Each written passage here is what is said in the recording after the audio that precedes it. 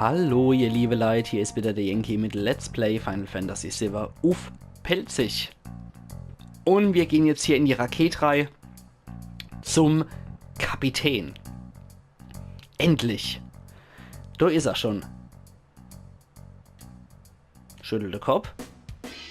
Was machen denn ihr hier? Mir gehört, der Kapitän sei hier. Kapitän, ich bin der Kapitän. Sid. Ich finde schon so großartig das Bild von ihm, wie hinter seiner Fliegerbrille einfach eine Schachtel Kippe steckt und was der für einen krummer Johnny da in der Gosch hat. Und ich liebe auch die Musik. Sids Theme ist eins von der allerschönsten überhaupt. Und ich finde immer, der sieht ein bisschen aus wie, wie hieß er dann, der deutsche Schauspieler. Mir fällt es jetzt gerade nicht mehr ein, aber mir fällt es bestimmt noch mal ein. Aber er sieht definitiv aus wie ein deutscher Schauspieler. Mit seiner krummen Kippe und ich drehe selber 8 Zigarette und rach. Und meine gedrehte Zigarette sehen auch immer so aus wie im Sid seine. Das alles schon macht ihn so höchst sympathisch. Und wir wählen natürlich aus, er bleibt bei Sid. Und das ist auch ein typischer Name, der immer in Final Fantasy vorkommt. Ich heiße Sid, aber jeder nennt mich Kapitän. Was willst denn du? Erzähl mal von der Rakete. Da da da da da da da da da da da da. Ah, ich liebe das Lied. Ich habe gerade einen Meter dicke Gänsehaut. Wow, nicht schlecht für so ein Jungspund. Alla auf, ich erklär's da. Dir ist schon klar, dass die Annelien während dem sinnlosen Krieg jede Menge technisches Gerät entwickelt haben. Jetzt ist es eine Marco-Firma, aber damals, waren sie Waffenhersteller. Sie haben einen Raketenantrieb entwickelt. Uah, alle waren so aus dem Heisel von dem Gedanke, in den Weltraum vorzudringen. Unsere Träume sind immer gewagter Woche. Die stellen eine Menge Geld bereit und einen Prototyp gebastelt noch um andere. Schließlich ist die Annelien 26 fertiggestellt worden. Die haben der beste Pilot in der ganzen Annelien, in der ganzen Welt, mich ausgewählt, ist jo klar, ne? Endlich war er da vom Start gekommen. Alles ist so gut gelaufen. Na, aber wegen der Scherer, der dapperte Plumpskuh ist der Start vermasselt worden. Deswegen sind sie so knickrig worden. Und daher haben die Annelien das Raumfahrtprogramm gestoppt. Und das, nachdem sie mal gesagt haben, dass die Zukunft in der Raumforschung liegt und ich mir Hoffnung gemacht habe, zum Teufel mit denen. Und dann, als sie herausgefunden haben, dass Marco-Energie profitabel ist, da war alles aus. Da haben sie überhaupt keinen Gedanke mehr an die Raumfahrt verschwendet. Geld, Kohle, Rubel. Verdient war mein Traum. Nix als ein paar Zahlenkolonne.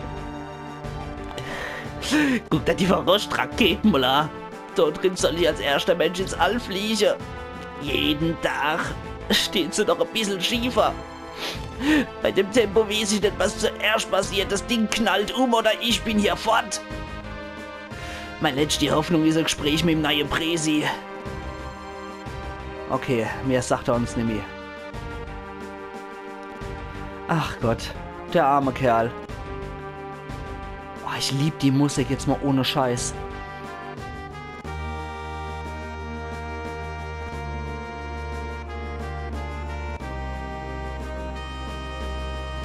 Ich muss das jetzt gerade so ein bisschen wirken lassen. Die ist so großartig, die Musik. Und ich finde, die Musik spricht wirklich von Träumen, von Hoffnungen und von Pioniergedanken. Die ist so bombastisch, die Musik. Ich liebe die. Ich habe mega dicke Gänsehaut.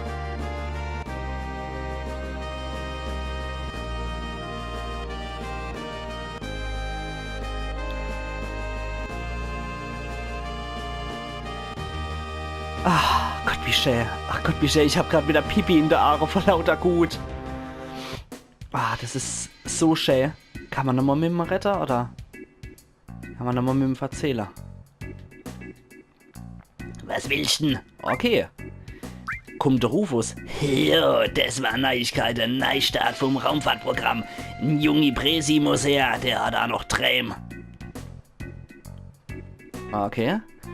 Können wir den Tiny Bronco ausleihen? Bist du dann komplett dappig? Das ist mein liebster Besitz. Das geb ich bestimmt nicht her. Okay. Da haben wir mit dem erzählt, was möglich ist. Da bin ich immer gespannt. Wenn wir wieder ohne A kommen, müssen wir uns ja überlegen, was wir da machen. Weil die Tiny Bronco könnte man definitiv noch gebrauchen. Und wir wissen ja, dass der Rufus herkommt und sich das ganze Akku gewährt. Dementsprechend sollten wir hier in der Nähe bleiben. Und warten mal ab, was da kommt. Vielleicht sollte man nochmal zu der Schererei gehen und mit der diskutieren. Entschuldigung, Volk?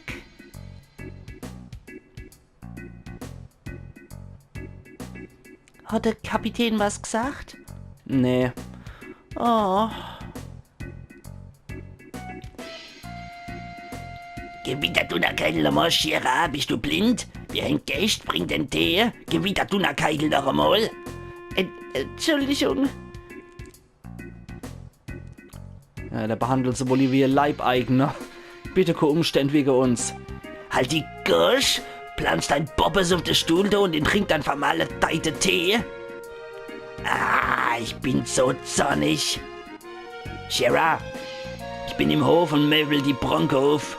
Und du kümmerst dich um den Tee, alles klar?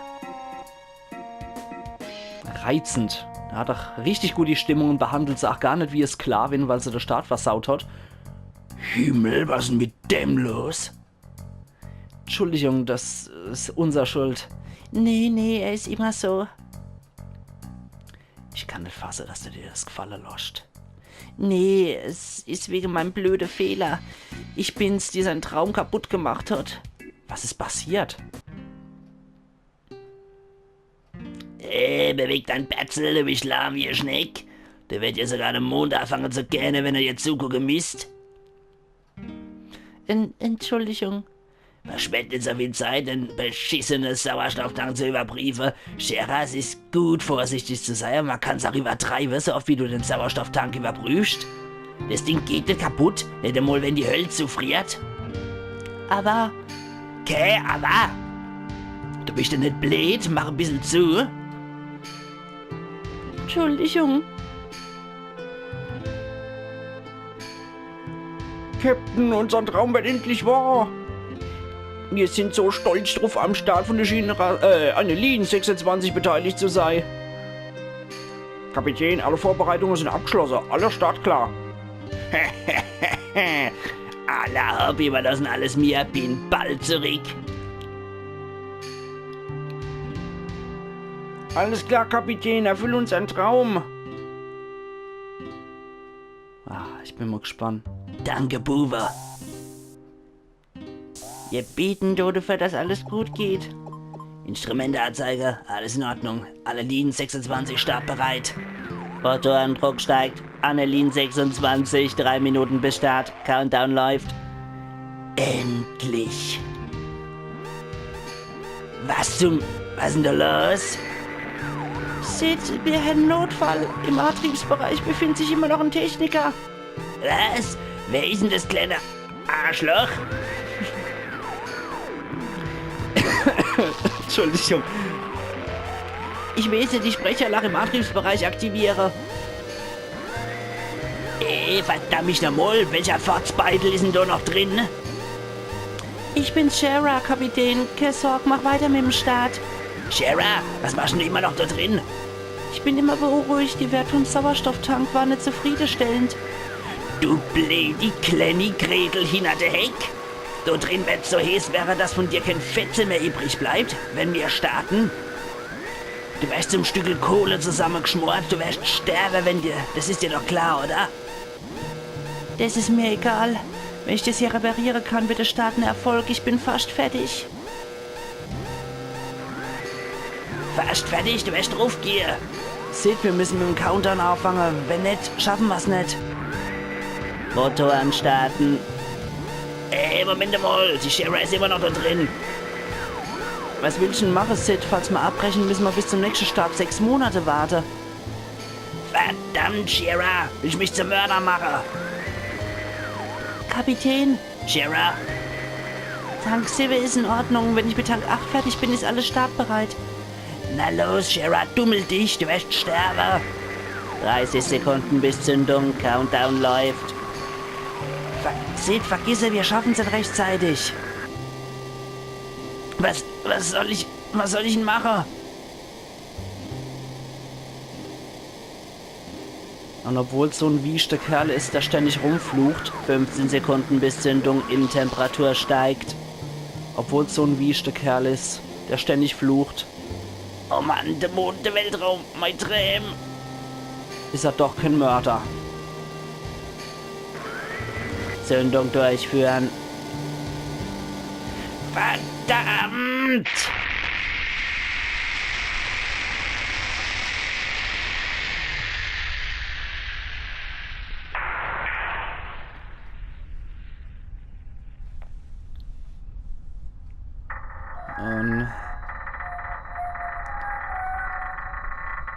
Nix war's mit dem Start.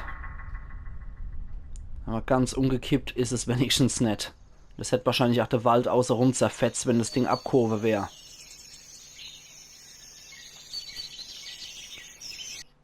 Jetzt wissen wir auch, was damals wirklich passiert ist. Er hat den Notausschalter vom Antrieb gedreht und die Mission abgebrochen, um mein Leben zu retten. Daraufhin wurde das Raumfahrtprogramm gestoppt und der Start gestrichen. Wegen mir wurde sein Traum zerstört. Deswegen ist es okay. Mir ist egal, was der Kapitän sagt. Ich lebe nur für ihn.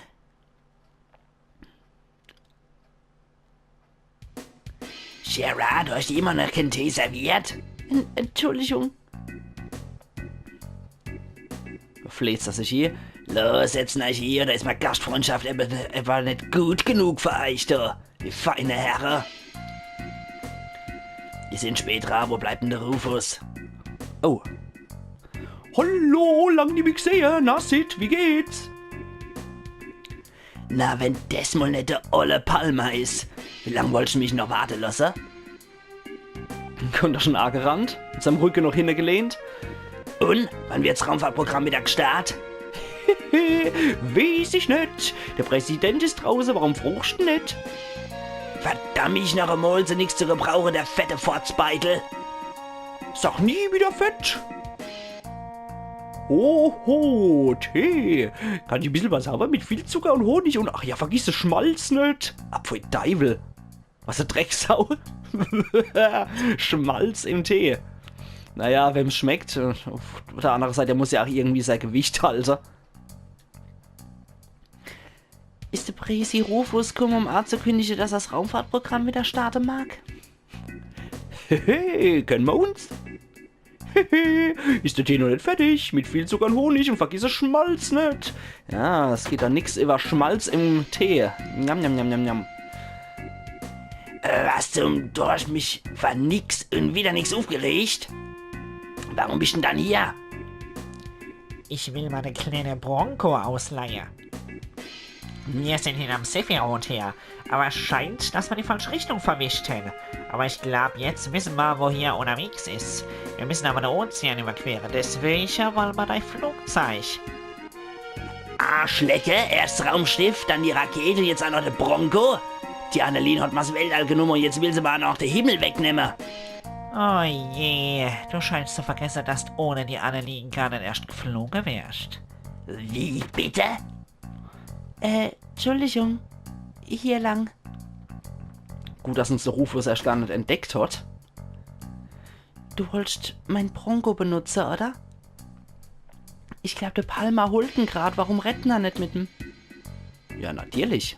Auf der anderen Seite sollten wir dort dringendst unseren Krusch noch anlecken. Schutz kriegt jetzt auch noch rein, weil es so schön ist. Hitze und alle. Versiegelung. Schwerkraft. Doch nicht das Zeichen, sondern Gift. Okay. Södeler. So, man weiß ja nie, was noch eventuell kommen könnte, Zwinker, Zwinker.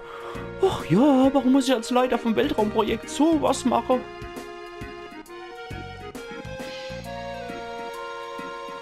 Los, Tiny Bronco.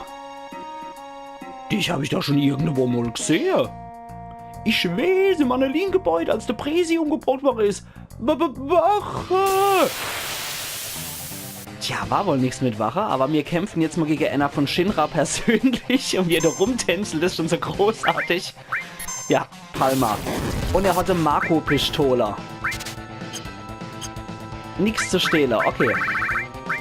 Wir probieren mal die Trine. Und wirken mal Hast. Oh, das macht schon viel. Macht schon echt viel Schade. Bio 2 kann er bestimmt vertragen. Und die Volk sollte mal dringendst uns alle heilen. Ich hoffe, es bringt was. Okay, er ist vergiftet. Das ist doch schon mal was. Ah, Barret, attackier einfach mal. Wir machen die Sprungattacke. Wie ihr sehr kennt, macht er immer unterschiedliche Elementschade. Oh, das ist die Animation nicht schlecht. 1067, nicht verkehrt. Das wäre theoretisch in die Brust reingerammt, das Schwert. Und dann bis zum Kopf hoch gezerrt. Okay. Vincent attackieren. Volk, du heilst wieder. Hammerschlag wird doch nichts bringen, den können wir nicht einfach so aus dem Kampf rausholen, weil das ist ja ein Bossgegner. Da müssen wir dann beim Barret am Limit auf die Granate zurückgreifen. Aber ach, das macht ordentlich Schade, obwohl das normalerweise für alle Gegner gedacht ist.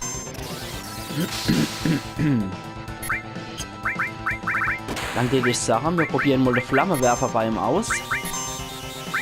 Und er darf sich ruhig verwandeln.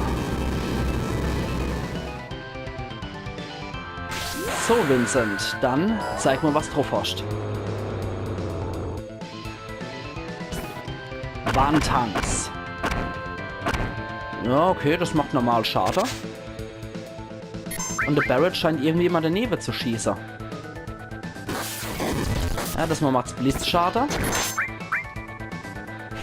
Ja. Großartig. Okay, vom Rotor ist er noch abkauer. So clever war er noch.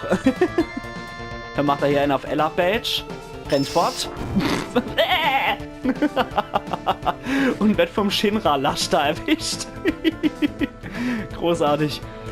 Okay, das ist wohl Endvorstand Wenniger.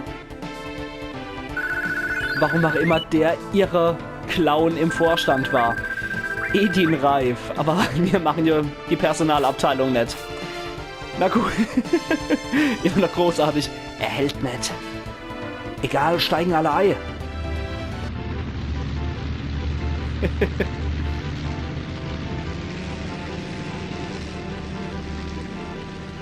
Und jetzt fliegen wir auf dem Tiny Bronco hier rum. An der Rakete vorbei. Wunder, dass wir gegen nichts dran knallen, obwohl das Ding gerade kein Pilot hat. Ah, ich muss hier rein, die Kabine wahrscheinlich, oder? Ne, ich kann mich doch nur bewegen, es macht nichts. Und die Sid rennt hinterher. Und hält sich auch noch gerade drauf fest. Okay, jetzt hat sie Tiny Bronco trotzdem erwischt. Mich, das Heck ist getroffen. Notlandung. Jetzt wird's nass, reichen euch zusammen und beruhigen euch. Wird schon gut gehen.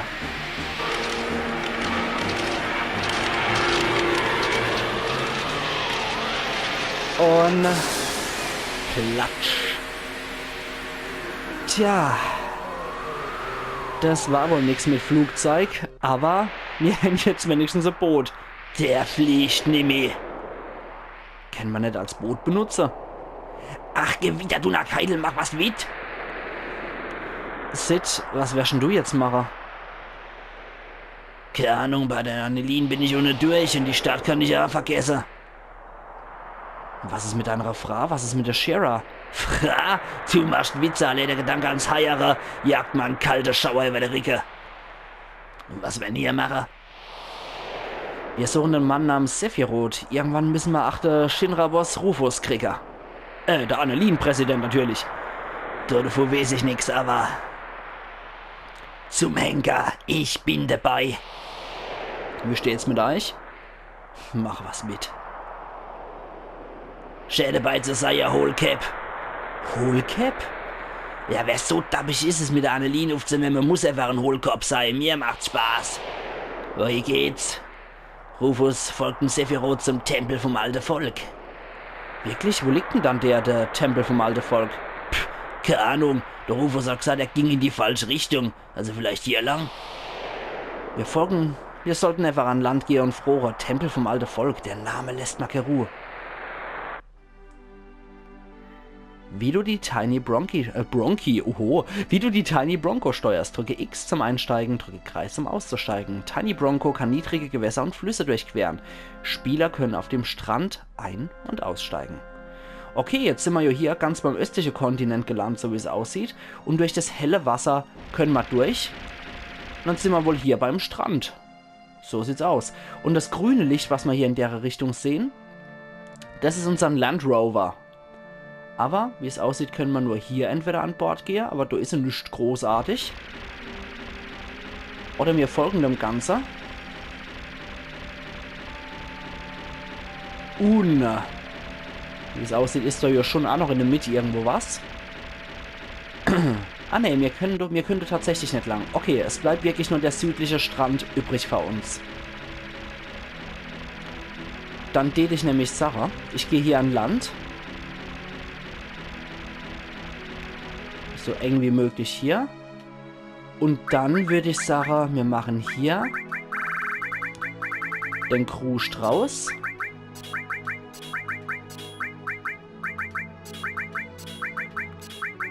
Schon passiert. Dann machen wir PHS. Dann musst du jetzt leider weg, Vincent. Und ich hole das Sid an Bord.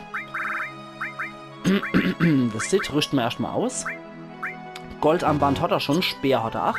Oh, da muss ich jetzt leider doch nochmal kurz. Den Winnie. Weil der hatte Elfering. So. Wobei, mit der Dreieckstaste können wir das auch so ablegen. Alles klar, dann der Sid für den Vincent. Dann Ausrüster. Du kriegst den Elfering. Genau. Bist ja auch so eine friedliche Elfer. Und dann kriegst du noch Materia. Und zwar kriegst du Ifrit, du kriegst Raub, du kriegst Todesstoß, du kriegst Gift, du kriegst Hitze, du kriegst Aller, du kriegst Versiegelung und du kriegst die Schwerkraft. Auf der anderen Seite finde ich Schutz sehr viel wichtiger als dieses Aller. Deswegen machen wir das jetzt so. Dann speichern wir nochmal an der Stelle. Und zwar sind wir jetzt in der Wutai-Region. Und wir sehen uns dann morgen wieder, liebe Leute, zu Let's Play Final Fantasy VII auf Pelzig. Machen's gut und bis morgen. Euer Yankee.